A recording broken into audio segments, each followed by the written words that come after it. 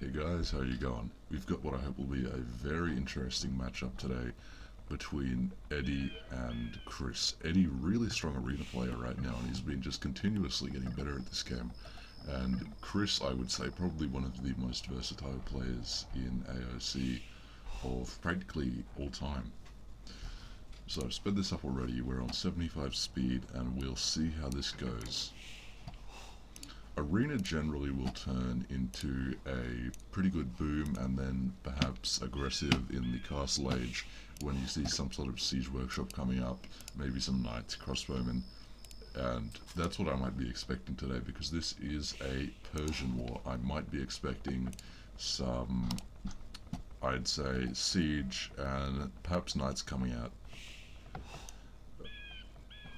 On arena, relics are really key, so it's always a big advantage if you have a relic inside of your walls, but that is not the case for either player right now. All relics are in this middle ground here, so I think we might see a little bit of a war over those relics and see who can try to get those first, because they secure your gold income in the late game.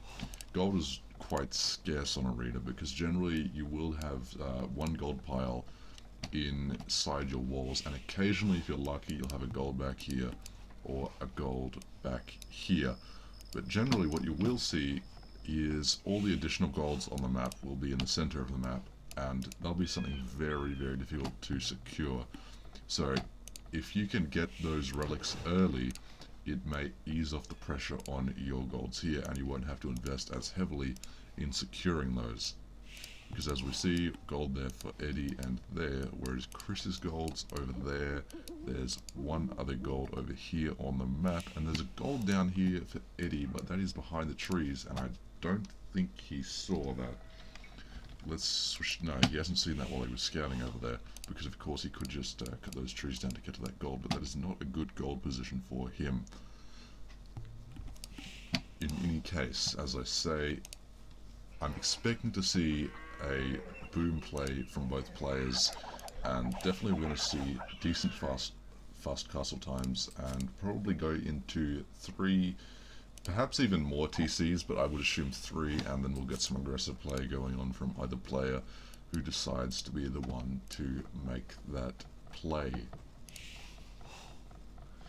Currently, however, we're just seeing what I assume is going to be the standard 25 pop up into the feudal age for going fast castle.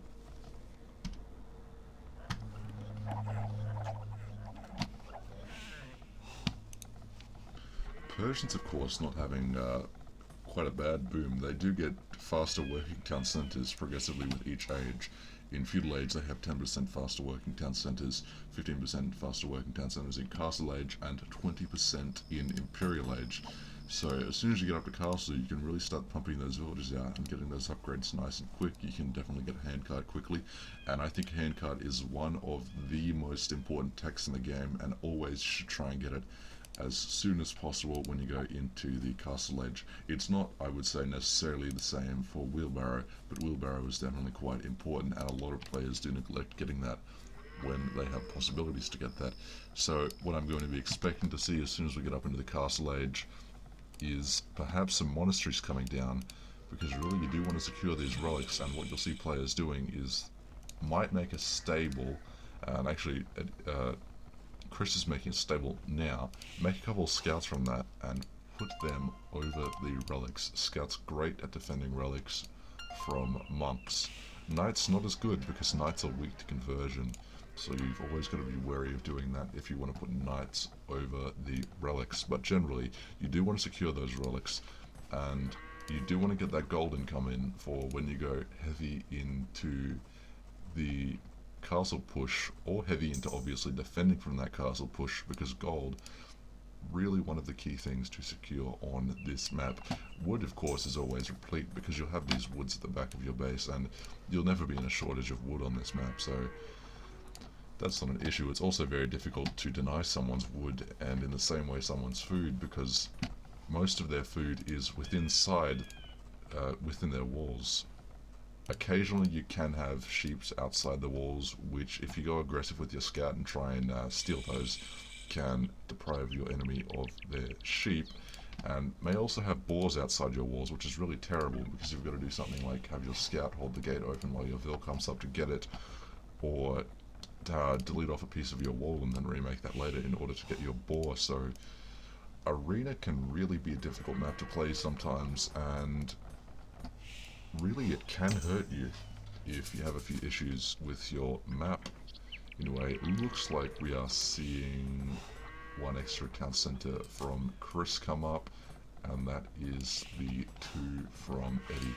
He's got this one which he's going to be able to use to secure that gold, and he's got this other one over here on his wood. What I've noticed is Eddie hasn't deleted these walls. I'm not sure why he hasn't deleted all of them, because that is something which players will generally do on Arena, so they've got more clear access to this back area here. I'm going to assume he's just done that because he doesn't find it necessary right now. But Eddie not making any sort of play for these relics at all. He doesn't have a monastery up, he doesn't have a stable up, he's not making scouts, he's not even making knights.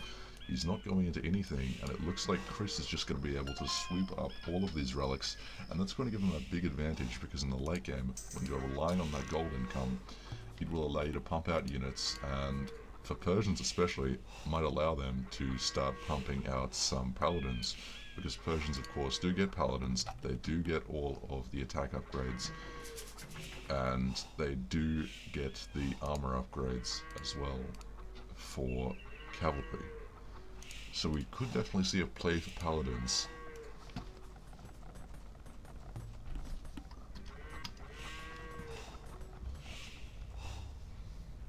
Chris investing in a forward siege workshop, as I'd imagine, he's probably going to start sending out some mangonels momentarily, so I'll slow this down back to regular speed.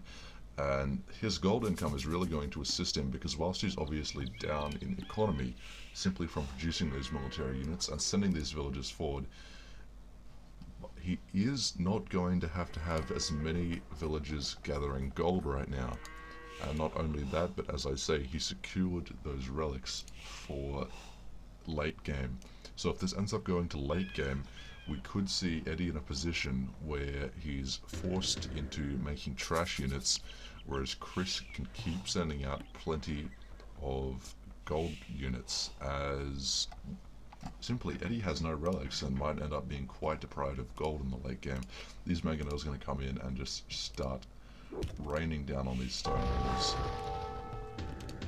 Of course, Eddie going to counter with his own mangonel, and here is where the mangonel micro comes into play, as is so frequently seen.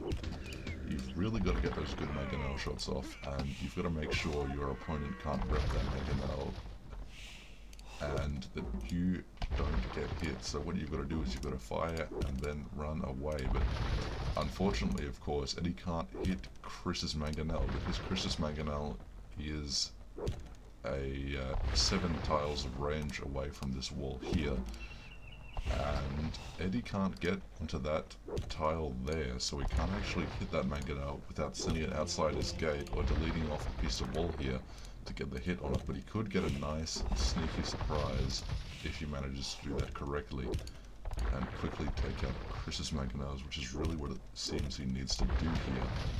But Chris has quite a potent unit combination, because he's going for monks and knights. Monks of course able to big hit there, but that was Eddie's mangonel going down, and that vil could die if he's not careful, but that one is going to get away okay. That does of course just let Chris get in a bit faster, because that did not work too well for Eddie. He's now just going to be making inroads onto Eddie's economy here. Eddie needs to get those converts on those knights there, because it's quite easy to convert those knights, but he's got to make sure he gets those, and with those knights definitely could take down a mangonel or 2, and there's the hit, but he doesn't make it. He doesn't get any damage on those mangonels whatsoever, so Eddie is not using his mangonels cost effectively, and he's not really going to keep this up unless he starts getting some good hits on Chris. But Chris, as I say, with a very potent unit combination, is going in for knights and monks. there's the next month out for Eddie, and it looks like he's going to be making some spearmen. Probably going to get the pikeman upgrade soon. There's pikeman coming out right there. Because that is something he can feasibly counter these knights with. But really, he is having a hard time here. It seems he's definitely going to get the Imperial Age advantage because he's getting quite a decent Imperial time. But Chris just storming Eddie's economy right now. He's going to be killing those villagers off very soon. So Eddie needs to use this advantage by being in a high range to start getting out some tech and start getting out some units that he can easily counter Chris's knights, monks, and mangonels with.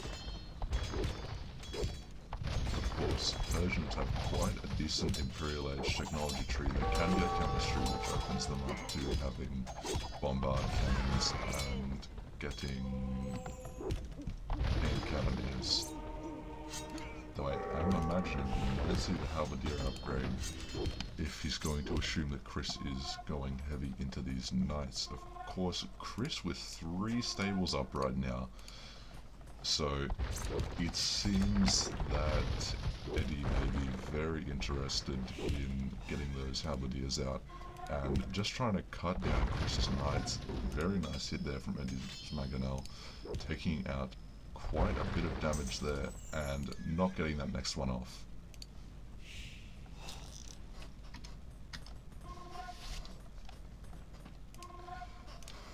In the damage that Chris is doing to Eddie's economy, and in the time that Chris had one of his TCs idle for producing villages to go up to the Imperial Age, Chris has managed to get his economy up, not on par with Eddie's, but he's going to be there soon if he keeps managing to kill off Eddie's villages and keeps doing damage to his economy.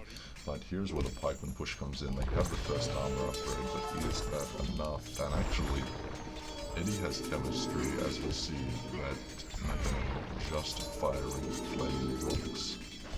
So what he's going to do with that chemistry we will find out shortly. He may very well be using that chemistry, as I say, to go into production of bombard cannons and hand cannoneers. Looks like that may be what's happening as he's going in for the archery range.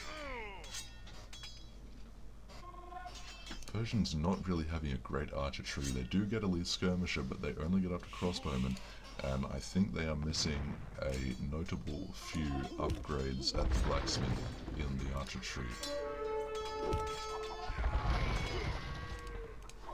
Hand cannoneers can do big damage to just about any unit because they have that massive 17 damage, as you see right here. They are very weak though and can be killed off by these knights and mangonels if Chris gets good hits on them. However, it looks like the pikeman and hand cannoneer combination here should work well for him, at least for now. However, we might be seeing quite a big push here from Chris. Chris still not going up to the Imperial Age, so he's just fine right now using these knights, but they are going to get cut down very quickly by these hand cannoneers. They cannot stand up to that 17 attack, and Chris not having any of the armor upgrades on his knights, so that's going to be a big issue. Yeah, at the same time, crossbowmen really not going to be able to stand up to that 17 attack. They are really going to get cut down by these hand cannoneers. So this seems like it's a time for Eddie to make his push because he has superior economy, I think, because he should have those economy upgrades, and he went into Castle Age earlier, Imperial Age earlier, should have more TCs, should be getting those villages in, and now it seems like he's in a good position to start pumping out these hand cannons and should try to make a push on Chris right now. See, this is where those mangonels can come into play because of course mangonels having a really good attack and could definitely kill a hand cannoneer or whole swathes of hand cannoneers in a single shot. So that's an issue Eddie has to watch out for, and he really needs to start making this push here. He's used chemistry to its full advantage in making bombard cannons and going for hand cannoneers, but He is down on gold. He did not secure any relics whatsoever, so he's gonna have to make sure he does get both of these golds here at the front of his walls, and perhaps even go over here to secure this gold, because he really does not have the relics, and it seems like he is going to be unable to sustain gold production at some time, because this gold, incredibly saturated, village is not working effectively whatsoever. And this is going to be a big issue for Edie. I think it is gold for him.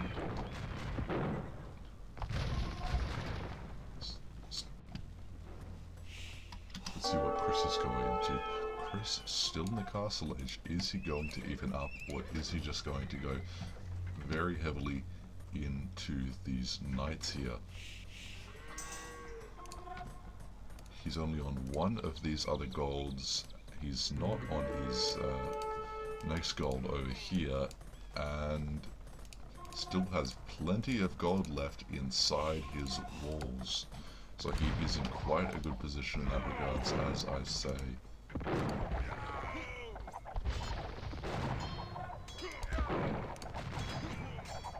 Hand cannon is, of course, being quite inaccurate and not having a great rate of fire, which can always be an issue. And light cavalry going to be doing some damage here, because light cavalry very cheap, easy to produce, and they are the sort of units that no doubt Chris does not mind throwing away to try and kill off these hand cannoneers.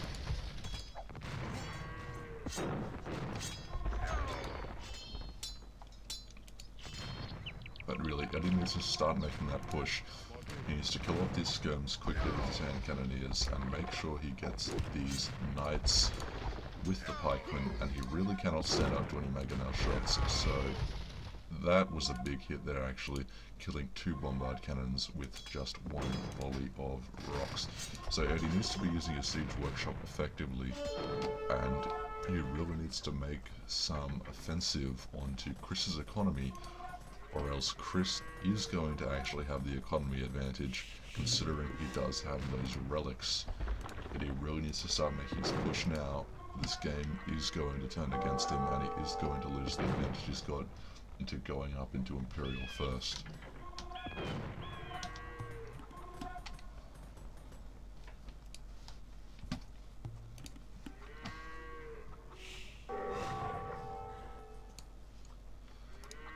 Chris deciding to produce a castle. He's not going the castle over this gold, instead he's going the castle over this stone here. So I'm not sure why he's made that decision, but it is definitely going to make this area of his base practically unassailable, unless Edie gets those bombard cannons doing some serious damage. I'm not sure though why he's gone for a castle basically at all, other than its defensive purposes, because war elephants are really not very useful in competitive play. They're slow to produce, they're slow moving, and they cost a lot of resources. Not really that useful. These battering rams that Chris has produced will definitely soak up those hand cannoneer shots. So we'll see that if he goes into the offensive with his battering ram, and that'll allow him to get a lot of shots off with these elite skirmishers and crossbowmen onto these hand cannoneers. So he needs to be making sure to tank those shots of the hand cannoneers with the battering ram.